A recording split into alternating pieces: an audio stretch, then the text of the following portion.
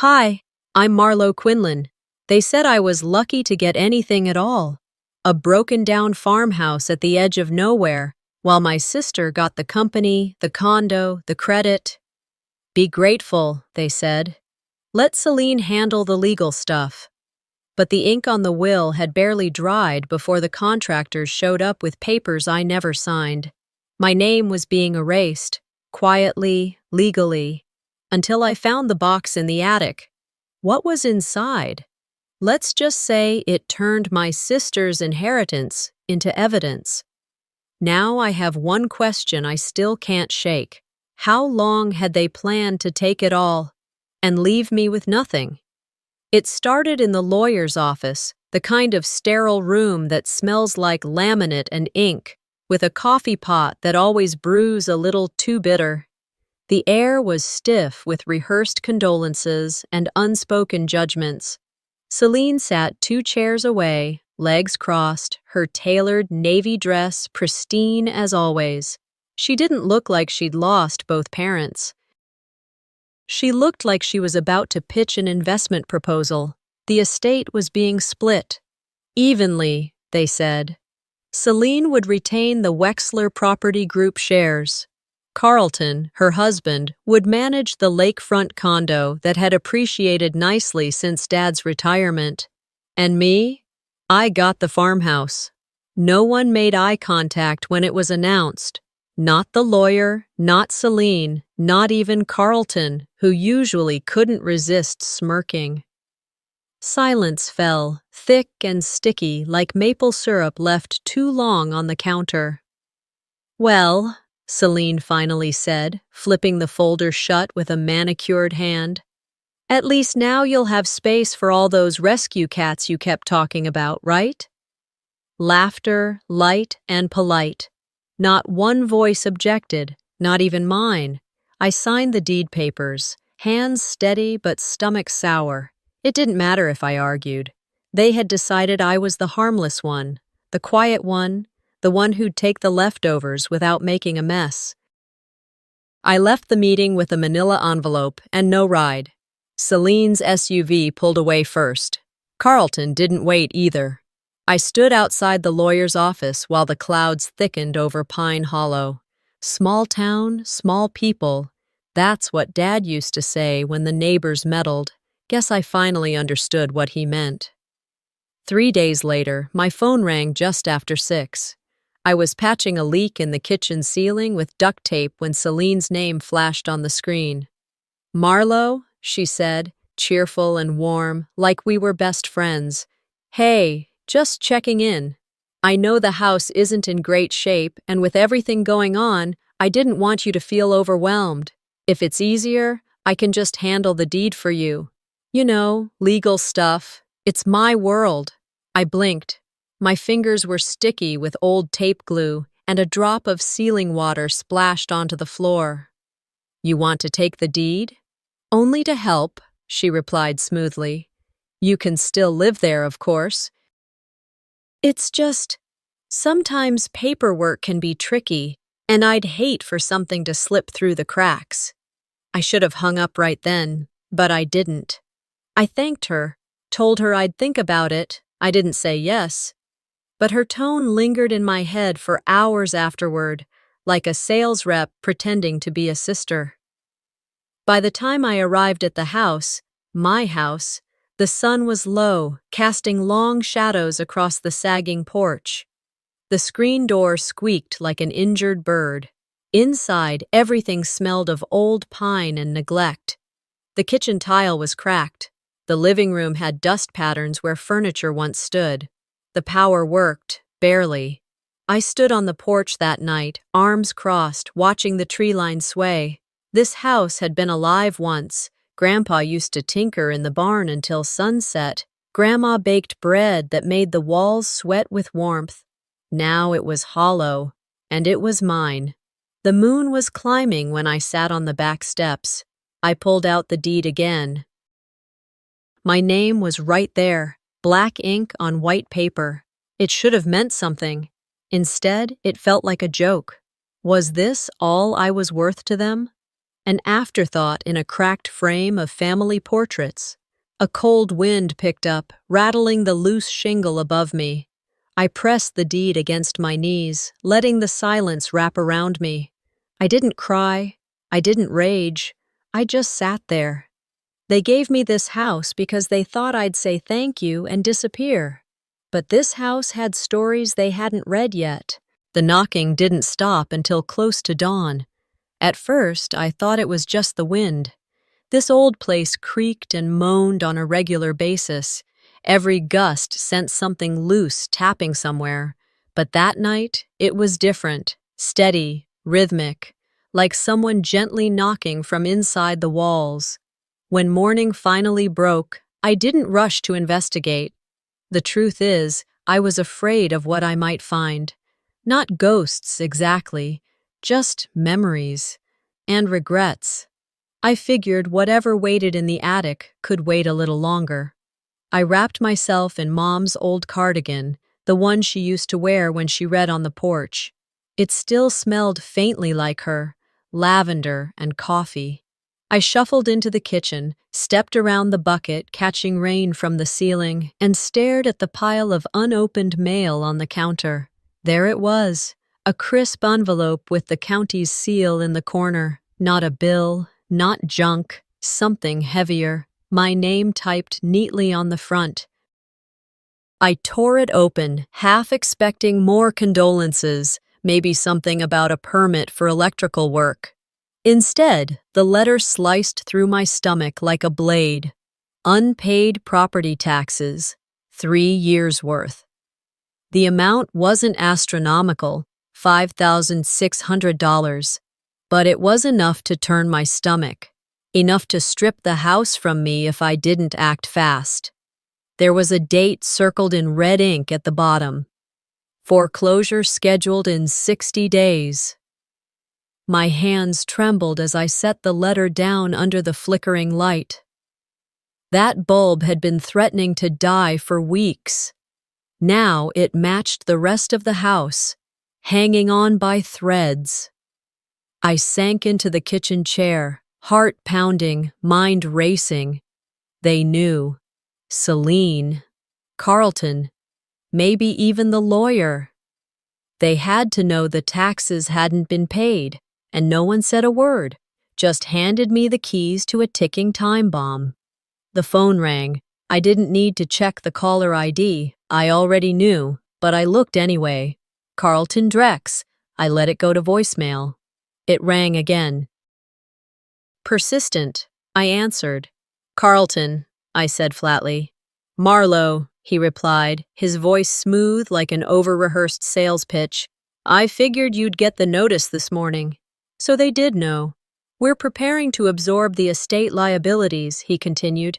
If you'd like to walk away from the burden, I can have a check cut before sunset. No greeting, no emotion, just a transaction. Absorb? I asked, keeping my voice steady. Well, technically, the land falls under a broader zoning reassessment. We've been working closely with the town board. There are long-term plans for redevelopment, and frankly, you're sitting in the middle of it. There it was, the truth buried under layers of language. I wasn't part of a family. I was part of a problem. I'm staying, I said. My voice didn't shake, but my spine did. He paused, a beat too long. Your call, he said, with just enough edge to imply I'd regret it. Just know, you're holding up a much bigger plan. I hung up without saying goodbye. The silence after was deafening. That afternoon, I sat at the dining table with my laptop, a legal pad, and 2 ballpoint pens that barely worked. I started searching tax relief programs, printing forms, scribbling notes. The county website was a mess of broken links, but I eventually found the right section and left a voicemail at the assessor's office asking about a payment plan. It wasn't just about saving the house anymore. It was about making sure Celine and Carlton didn't get to write me out of my own bloodline. By nightfall, the wind had picked up again. I made myself a cup of stale coffee and stared up at the ceiling, thinking about the noise from the attic. That gentle knock that had kept me awake, something about it had changed. It wasn't random. It had a pattern, like someone trying to get my attention. I carried my mug to the bottom of the attic stairs and stared up at the hatch. Whatever waited up there, it wasn't just cobwebs and dust. It was something someone didn't want me to find. The wind settled sometime after 4 in the morning. I stayed curled on the living room couch, blanket tangled around my legs, mug of half-cold coffee resting on my stomach. I hadn't slept. I hadn't even tried. That knocking, it wasn't just some warped wood creaking in the breeze. It had a rhythm, a purpose. And now, with daylight creeping through the gaps in the blinds, I couldn't shake the feeling that something, someone, had been trying to reach me. I gave myself 20 minutes, just enough to change clothes, tie back my hair, and lace up the boots I hadn't worn since Mom's funeral. I skipped breakfast. My stomach was too tight for food. The flashlight flickered when I clicked it on, and I grabbed a fresh battery from the drawer, praying it wouldn't go out once I was up there. The attic ladder groaned as I pulled it down, dust showering my shoulders. The air was heavier up there, musty and still, like it hadn't been disturbed in years. I climbed slowly, each step creaking beneath my weight. The attic was a mess, cardboard boxes caved in on themselves, old furniture draped in yellowing sheets, and cobwebs thick enough to catch your breath. I swept the flashlight beam across the space, following the sound that had kept me up all night. There, in the far corner, behind a leaning wardrobe and a crate of rusted tools, a narrow panel of wood stuck out just slightly from the wall. I crawled over, knocked once with my knuckle. Hollow, I pulled gently. The board gave way with a quiet groan, revealing a shallow compartment. Inside was a leather-bound box, no bigger than a shoebox, tied shut with a faded strip of cloth. I didn't open it up there. Instead, I cradled it like a baby and carefully backed down the attic steps. In the kitchen, with the morning sun finally breaking through, I sat at the table and untied the cloth. The smell hit me first, old paper and motor oil, familiar and foreign all at once. Inside was a folded letter, a few sheets of what looked like schematics, and a small, worn notebook. The letter was addressed in my grandfather's looping script, "To whoever finds this after they forget me." I swallowed hard and unfolded it. If you're reading this, they've already erased me, but not everything gets buried. This house holds more than memories. It holds potential, not for profit, not for praise, but for independence. My fingers tightened on the page. I read every word twice. The schematics were delicate, drawn in ink and pencil, with detailed notations in the margins. The title read, Electromagnetic Conversion Unit, V3.6. I didn't understand most of the science, but it was clear this wasn't just hobby work. My grandfather had been building something. I picked up the notebook and flipped through pages of careful calculations, sketches of machines, field test results. There were even receipts stapled in, showing parts ordered from cities I'd never even heard of. This wasn't junk. This was work. Years of it, and no one had ever mentioned it. A memory surfaced from months earlier, just before Mom passed. We were sitting on the porch, me holding a bowl of soup she hadn't touched, her eyes watching the wind move through the trees. "Why didn't you let me fix this place up?" I'd asked, not looking at her. She didn't pause. "Because you're the kind of person who follows, not leads." I'd pretended not to hear it at the time, but it stuck. Like tar on your shoe, you don't notice it until you feel the drag. "You don't need the burden of legacy," she added. Legacy. That word sounded heavier now. I snapped the notebook shut, stood, and took a few steps toward the living room. I needed air. I opened the front door and stood on the porch, letting the cold hit my face. All this time, they'd treated this place like a throwaway. And maybe I'd started believing it too. But this changed things. I walked back inside, set the notebook on the counter, and opened my laptop. I typed the first term I saw in the schematics: perpetual magnetic field resonance. My search results included patents, experimental physics articles, and obscure forum threads. One caught my eye: a 1984 thread archived from a defunct scientific journal. Buried technology, corporate suppression, inventors going silent after settlements. I leaned back and stared at the ceiling. If any of this was real, if even part of it worked, it could mean something.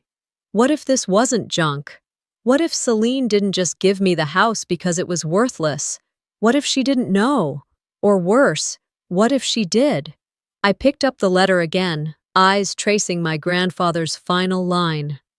If they silence my voice, I hope someone finds these, someone who knows that progress isn't always loud. I whispered out loud, maybe it's time somebody made noise. The weight of that notebook didn't leave my hands for hours. I carried it around like a shield, placing it gently on the nightstand, beside the coffee pot, even on the porch railing, while I watered the near-dead geraniums out front. I hadn't told anyone about what I found, not because I didn't want to, but because I didn't trust a single person in my family to treat it with respect. By the second morning, I knew I couldn't sit on it forever.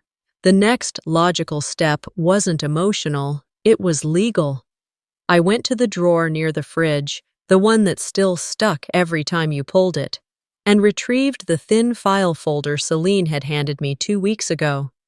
Just in case you need help with repairs, she'd said with that wide, rehearsed grin. Don't worry, I've already got contractors on standby.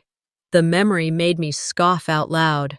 I spread the contract out on the dining table, smoothing its folds. I opened my laptop, placed it beside the stack, and started typing keywords into a legal advice forum. Home improvement contract, family transfer clause, quiet title transfer hidden clause. I wasn't expecting much, but 15 minutes in, I found a thread.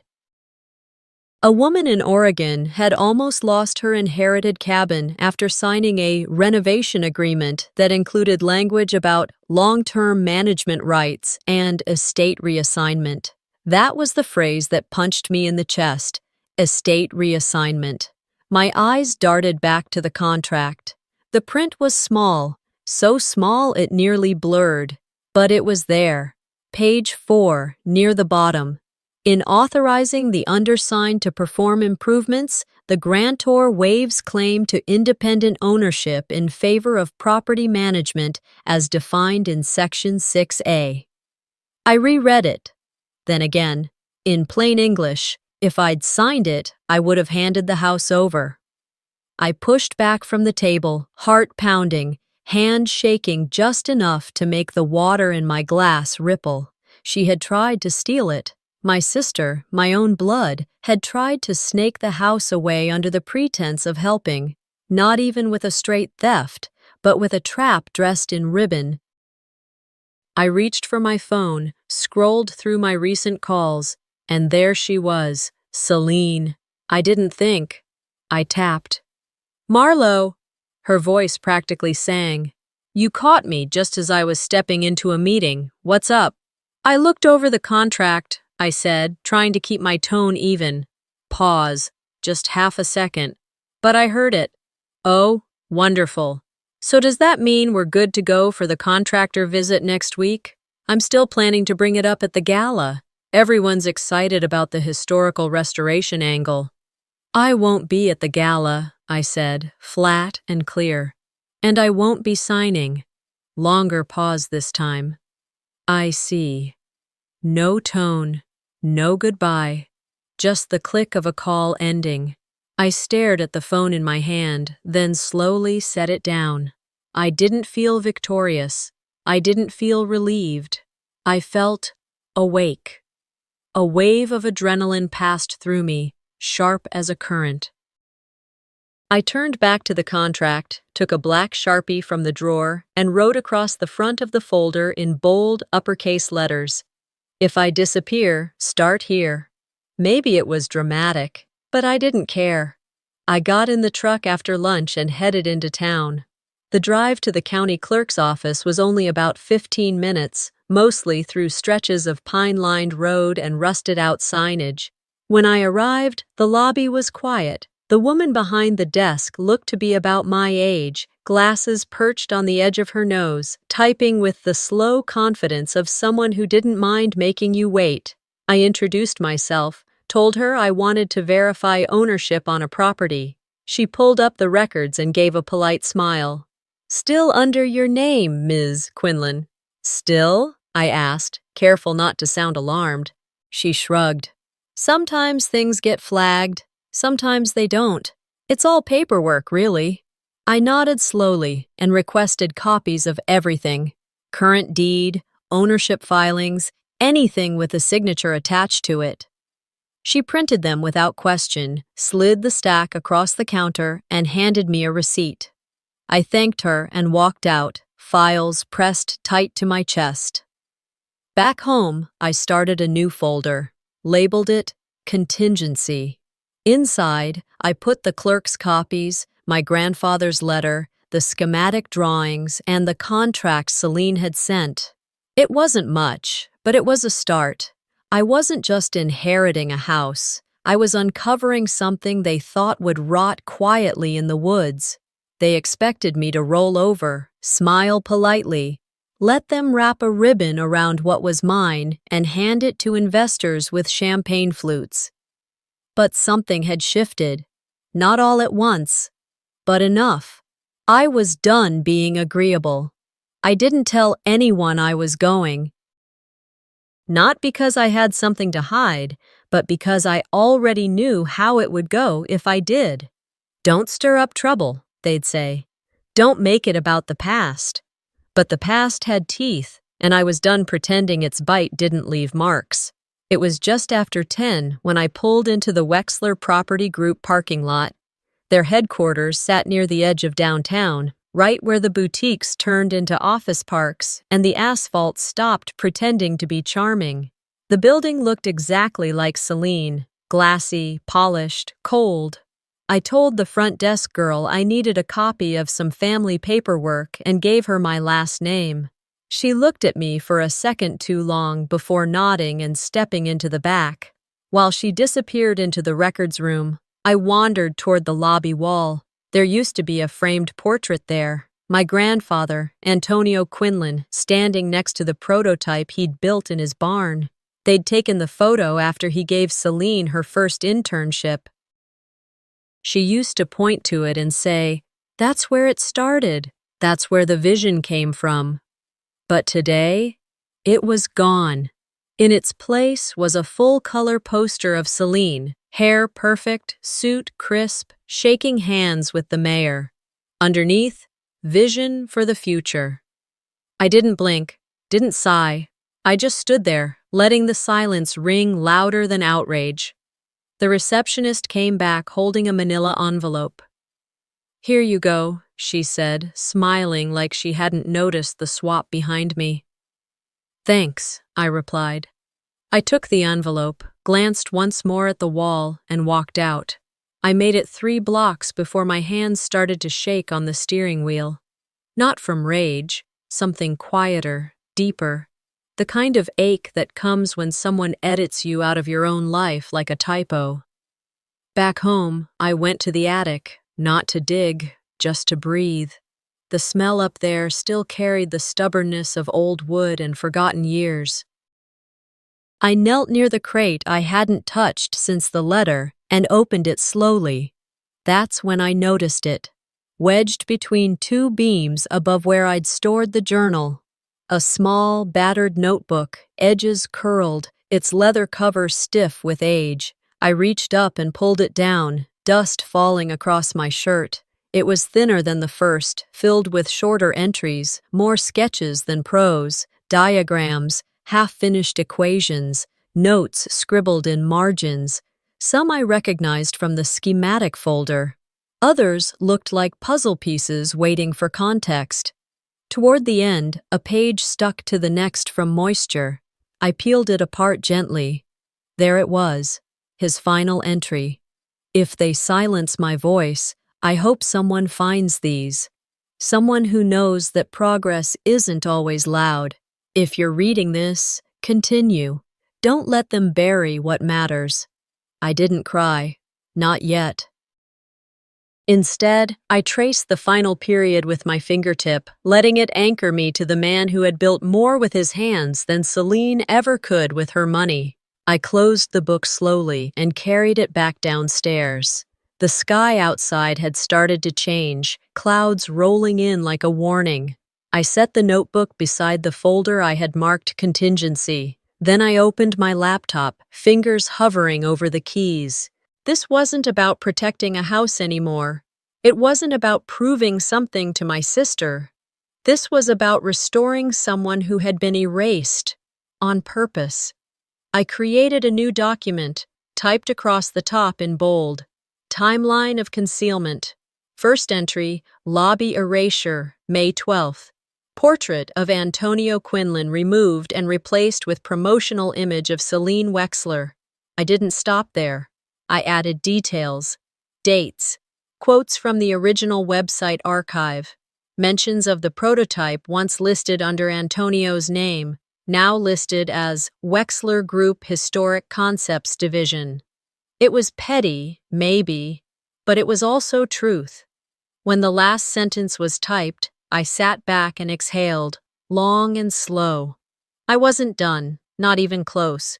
But this was the first real thing I'd done that couldn't be swept aside by charm or corporate press releases. They may have taken his face off the wall, but I had his words in ink, and I was going to make damn sure no one forgot them again. I parked half a block from the town hall, let the engine idle a moment longer than I needed to. It was just past 5, sun slanting low behind the cottonwoods that lined Main Street. I'd skipped dinner. Couldn't eat anyway. Not with the framed photo on the passenger seat beside me, wrapped in a towel like something fragile and sacred. 10 minutes before the meeting started, I walked into the building. Nobody paid me much mind as I crossed the lobby and stepped into the council room. The folding chairs were still being arranged, the podium not yet plugged in. A man in a city maintenance vest was adjusting the projector screen, humming off-key. I kept my eyes ahead and made a beeline to the left wall, right where the community agenda posters were pinned. No one saw me pull the small nail from my jacket pocket. Or maybe they did and decided not to ask. The photo was simple, black and white, my grandfather standing in his workshop, hands in his pockets, sweat-stained shirt, grin wide and earnest. I centered it above the town's Future Growth Investment Plan flyer and tapped the nail into the wall with the handle of my flashlight. A soft thunk, another, then silence. No speech, no sign, no caption, just a picture, hung where they couldn't ignore it. By the time the meeting began, I had taken my seat in the third row. People trickled in, council members, city staff, realtors, Celine's campaign volunteers with glossy brochures in hand. I kept my coat on, arms crossed, back straight. I watched as heads turned, one by one, toward the photo. Some tilted slightly, puzzled.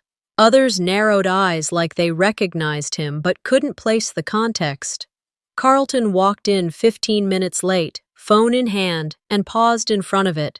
He looked at the nail, then the wall, then kept walking. That was all I needed. The meeting droned on. Budget lines, road resurfacing proposals, new building permits for South End housing. I tuned most of it out. My mind drifted to the email I hadn't answered, the one from the blocked sender that popped up that morning. Subject line, "You should know what they're planning." I hadn't opened it until after the sun went down. I was back home, boots off, coat tossed over the stair rail. I sat at the dining table with a glass of lukewarm water, clicked open the message, and stared. The body was 2 lines. I used to work with them. This is wrong. Do what you have to do. Attached was a PDF, 17 pages. Internal memos, meeting minutes, budget drafts, clearly taken from Wexler Group's internal servers. It didn't take long to see the part that mattered. Contingency plan, parcel 31B, Quinlan Farm. My stomach turned. Bullet points followed. Initiate acquisition via maintenance default strategy. File redevelopment alignment with town board under expedited review. Position owner as obstructive to community growth. Assume limited legal comprehension. But the one that made me stop cold? The girls of formality. Push forward. Not the woman, not the property owner. Just the girl. I printed the document immediately. 3 copies. Heavy paper, bold ink. I slid one into a manila envelope marked for the council. Another went into the bottom drawer of my grandfather's old file cabinet, taped shut. The last one sat on my nightstand, glaring at me like a dare. I didn't cry. That would have been a waste of perfectly good anger. Instead, I spoke, out loud, to the quiet kitchen. This isn't just about me anymore.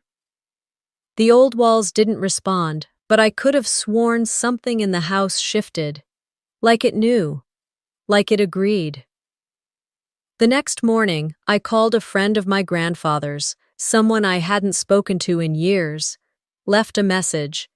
Then I took one more copy of the document, slipped it into an envelope, and wrote a single word on the front. Press.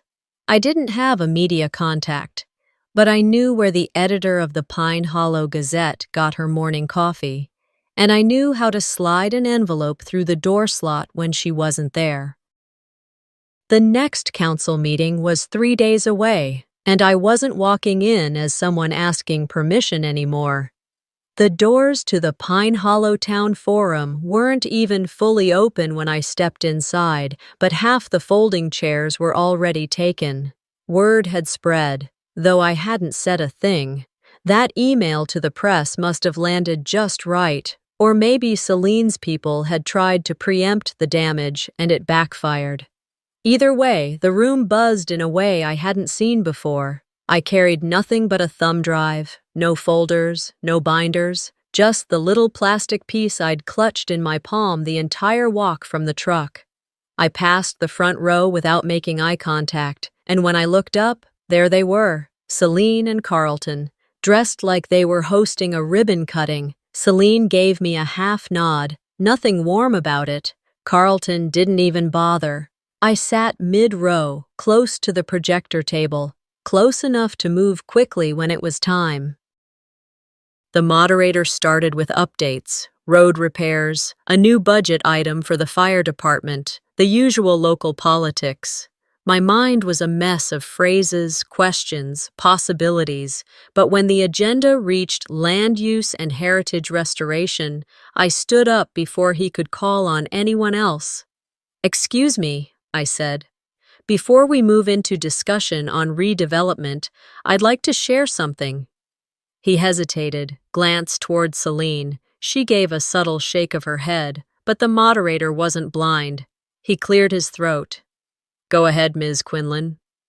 I walked up and plugged in the drive. My fingers didn't tremble, not because I wasn't nervous. I was, but because I was finally ready to stop letting other people narrate my story.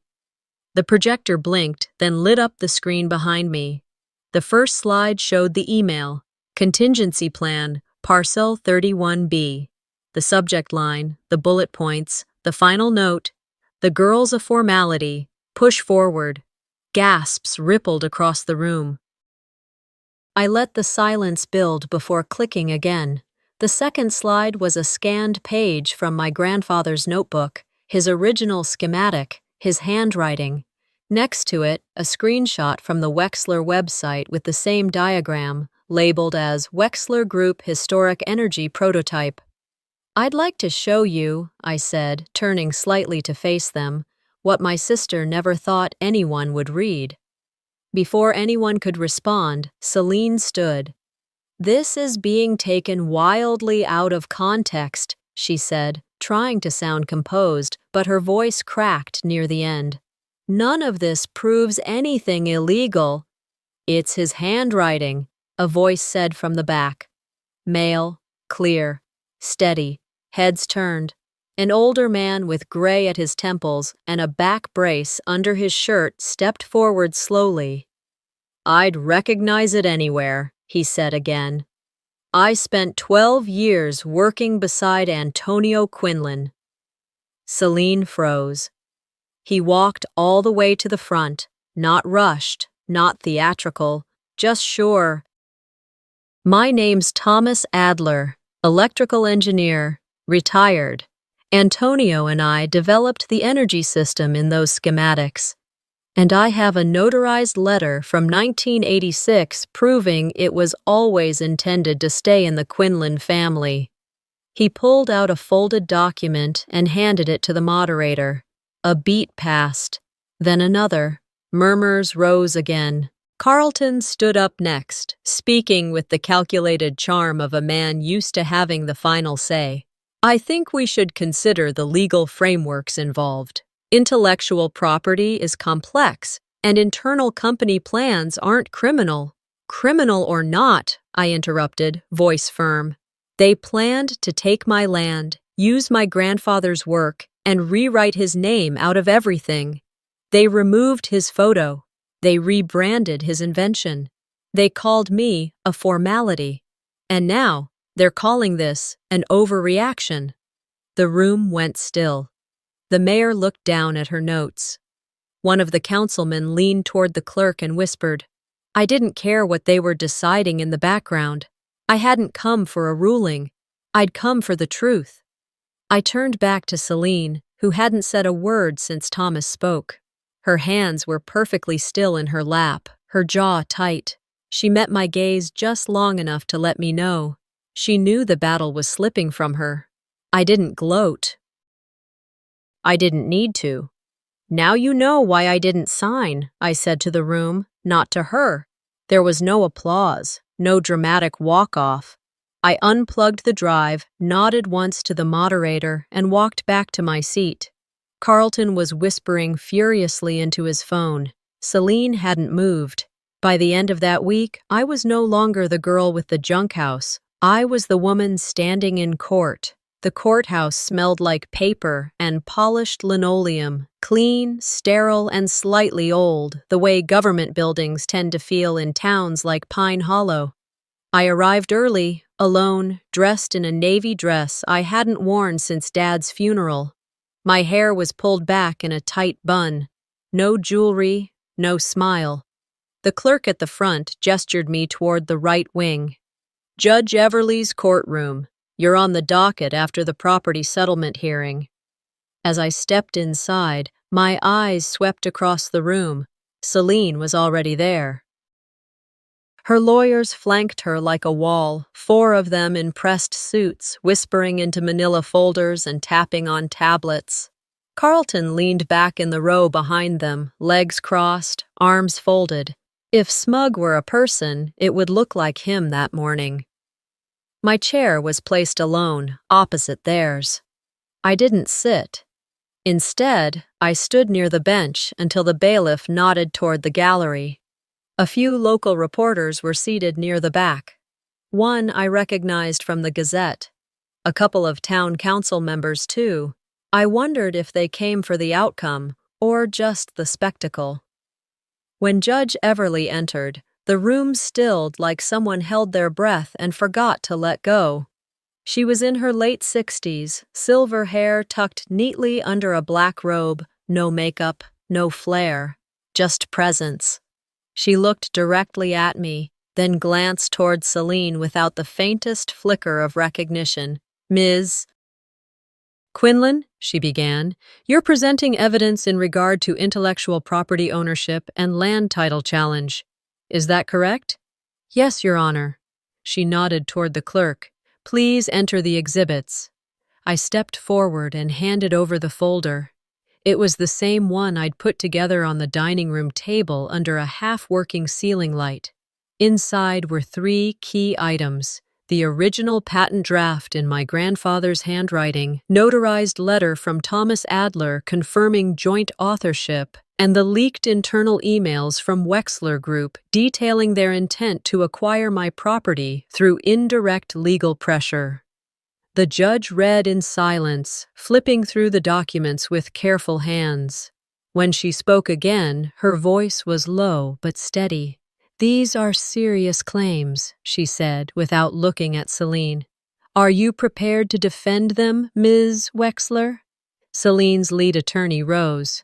"Your Honor, we believe this case is a misunderstanding. Wexler Group's use of historical concepts is rooted in public domain evolution of technology. There was no direct theft and— Is there a signature on the original draft?" the judge interrupted. "Yes, ma'am," I said. "Antonio Quinlan, my grandfather." "And the email referencing the girls a formality?" she asked, raising an eyebrow. The attorney fumbled. "That language is informal, Your Honor, not legally binding." The judge set the folder down. "It speaks to intent." Carlton whispered something to the attorney. She didn't repeat it. "Does Wexler Group contest the authenticity of the documents?" Judge Everly asked. There was a pause, just a second too long. "No, Your Honor." She tapped her pen twice on the bench, then leaned forward. "Then let's get to the ruling." The courtroom was silent except for the scratch of her pen against paper. "In the matter of intellectual property ownership, I rule that all associated patents, schematics, and technological designs related to the electromagnetic system developed by Antonio Quinlan are the sole legal property of Marlowe Quinlan, his direct heir." My throat tightened. "In addition, Wexler Group is hereby ordered to cease all commercial activity related to these materials and to remit a restitution fee in the amount of $127 million for unauthorized usage and licensing revenue collected over the past 12 years. Gasps, even from Carlton. Celine didn't blink. "Court is adjourned," Judge Everly said. "All parties may collect formal documentation from the clerk's office." She stood and walked out. No ceremony. Just finality. I turned to leave. Outside the courtroom, flashes from local reporters' cameras lit the stairwell. Someone pushed a microphone toward me. Another called out, "Miss Quinlan, any comment?" I kept walking. I had nothing rehearsed. I wasn't planning to say anything until I looked up and saw the reflection of my grandfather's photo in the courthouse window. I stopped, faced them. "He didn't leave me junk," I said. "He left me justice." Back at the farmhouse that night, I stood in the front hallway with the court order in one hand and my grandfather's journal in the other. I placed both side by side under his photo, the one they had removed, the one I'd reclaimed. I didn't cry. I slept, deep, uninterrupted sleep. No knocking, no tension, no alarms. But justice doesn't erase pain.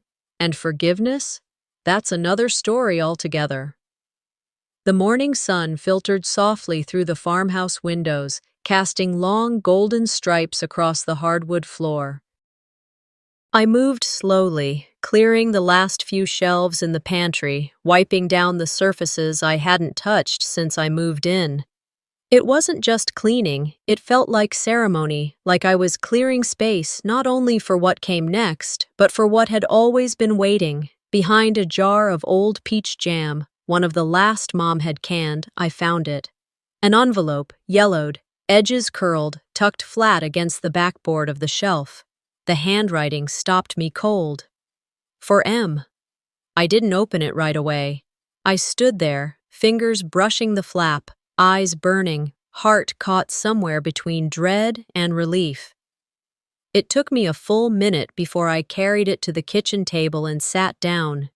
I read the first line once before I had to stop. I didn't protect you, not like I should have.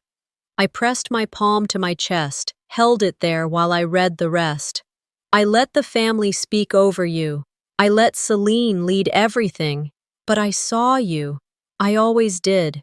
Your quiet wasn't weakness. It was steadiness. It was strength I couldn't name then. Her words were careful, regretful, but not desperate. It felt like she knew she had waited too long to say them, but needed me to hear them anyway.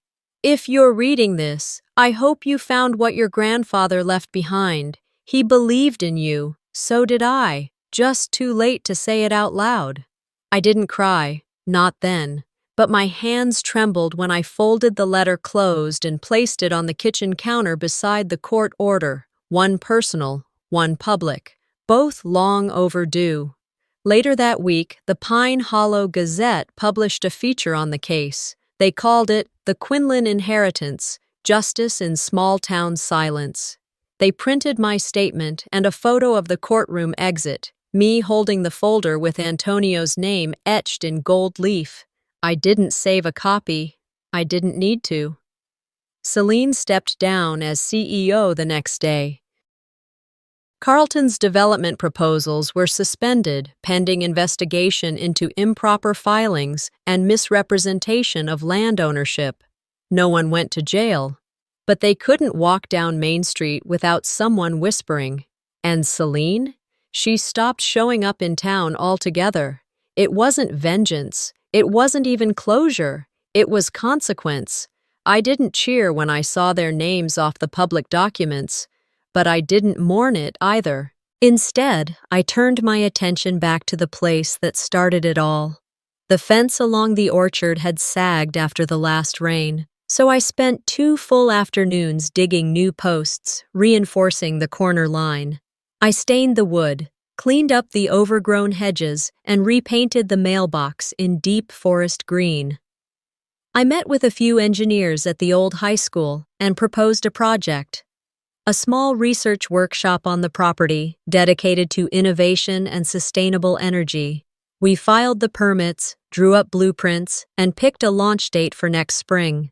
I used part of the settlement to create a grant in my grandfather's name, the Antonio Quinlan Legacy Grant. It would go to students in rural Montana studying energy sciences or mechanical design.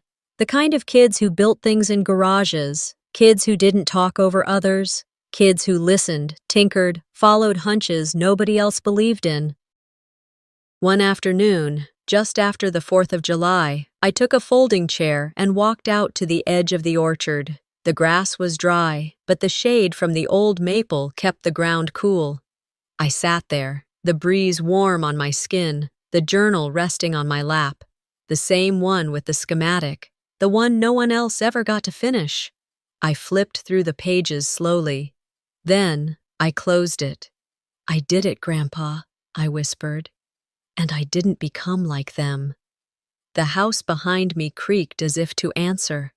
Or maybe it was just the wind moving through what was finally a home.